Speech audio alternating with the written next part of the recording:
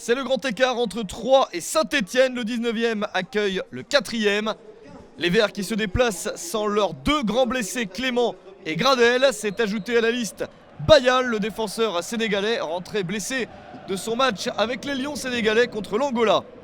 L'Estac de son côté doit jouer sans Marcos Drouin et Grax, mais la plupart des forces vives sont bien présentes.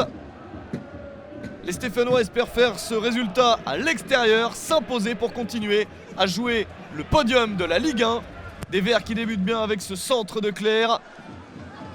La possibilité de donner le ballon en retrait pour une frappe de Guy Lavogui. Aubameyang qui dévie astucieusement dès la 9e minute. Saint-Étienne mène 1-0 et c'est déjà le 17e but de la saison pour l'international gabonais.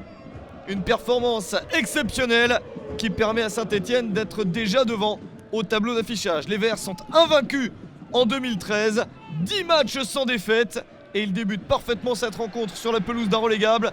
Mais l'Estac a toujours montré des aptitudes à revenir au score et pourquoi pas ici à angle fermé. C'est fait grâce à Julien Faussurier à la 25e minute, bien servi par Camus. Faussurier à la limite du hors-jeu qui s'en va marquer dans un angle très fermé. 3e but de la saison pour l'ancien Lyonnais. Ça lui fera toujours plaisir de marquer ce but contre Saint-Étienne. Mais les Verts continuent à avoir la direction des opérations dans la première période. Cette reprise de la tête de Brandao est magnifique. Juste après la demi-heure de jeu, Saint-Étienne reprend l'avantage 2-1 sur ce long centre de Brison. 10e but de la saison pour Brandao. C'est sa meilleure saison en Ligue 1. Saint-Étienne qui poursuit son travail et qui harasse la défense de l'Estac. Encore une possibilité avec ce long centre qui termine sa course sur la barre transversale.